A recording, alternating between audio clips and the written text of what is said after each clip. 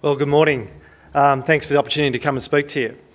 Today I'm going to talk about two case studies and try and bring some of the experiences on the ground to you. As you probably saw in the Fin review earlier this week, I think it was described by one of the reporters that PPPs were not for the faint-hearted, and we've been certainly a part of it for a long time.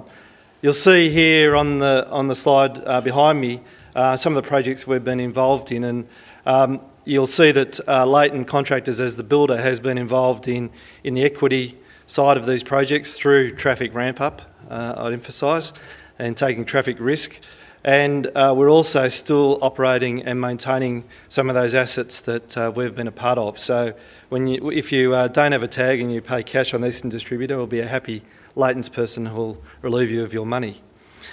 You'll see there that we have recently sold our equity in headquarters JOC, and I'll talk more about that project. And you'll see down the bottom that we're looking forward to many billions of dollars of PPPs coming towards us, with us continuing to put equity into those projects and with Leighton's continuing to operate and maintain those projects through to the end of the concession period. So this is a shot of the foyer of Defence Headquarters. No one can get to this apart from one or two people in this room who have got the right security clearance. But this has been one of our most exciting projects, as Brendan was saying. And the great thing about this project is that people enjoy working there, not only the Defence people, but also people who are members of my team on the site. And of course, we heard about the M7 earlier. This photo of M7 shows traffic on it. Unlike, I've worked hard in Leighton's to try and get them to take photos of projects with traffic on it and people in it. So this one actually has, and you'll see the large amount of commercial vehicles using the road. It's been a surprise to us how many commercial vehicles are using the road. And the shared path, which is there, you'll see on the side there, which was delivered as part of the PPP and was an additional benefit of the project.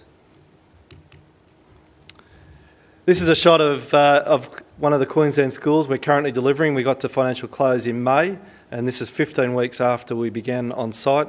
The first two schools will open in the new school year next year, so less than 9 months delivery for two new primary schools, over $50 million in value. You've all in this room heard about PPPs and the results they deliver, and I won't dwell on this, but there's been many studies that show better outcomes in timeliness and cost. But most importantly, I think we see as a company that they continue to deliver outstanding results for clients. So I'd like to talk about the two case studies, Defence Headquarters and Aspire Schools, which is the schools PPP we recently closed in Queensland. So firstly, Defence Headquarters, it consolidated 6 command centres from around Australia into one in a paddock in Bungendore, a very cold place in winter, a very hot place in summer. It was the Commonwealth's first PPP. It was a sheep farm before we got there.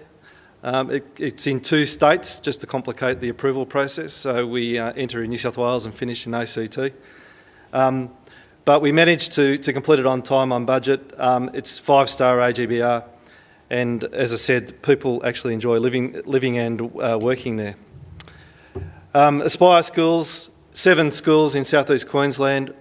There's a 5-year construction period, so actually all the schools are being built in 2 stages. So the first stage enables the junior years to begin, and then the later years we develop the seniors part of the site. It's a 30-year concession. Interesting enough, with no offence to the Lord Mayor of Brisbane City Council sitting in front of me, that Queensland always does a bit different. And so we had to use government employees from state government to work under us there to deliver the PPP model. And of course, again, another speciality from Queensland, we had supported debt from Queensland Treasury Corp to help us along the way to fund this PPP. So the locations, you'll see there the 7 schools basically spread through southeast Queensland and Proco in Canberra. So one of the myths I'd like to kill is if you look at the Aspire Schools program on the right, we actually lodged our EOI in March 2008, and 14 months later we got to financial close. So it was one of those processes we were pleased to be part of. It was done well, it was done efficiently. We had great workshops with the client. We were able to speak openly about the challenges, about the project. We were able to work with them to deliver these 7 schools. Defence, as you're probably aware, had a longer process due to several rebids, but again, we were able to get through that process in 26 months. So some of the design challenges, and I might just move to the next photo. This was the photo on the left here was the design we initially gave to Defence. It was very similar to the other tenderers. There was a line in the requirements that said deliver a A-class office building type complex, and of course we all lodged our bids, and they found out it was a little bit expensive, and that line was withdrawn.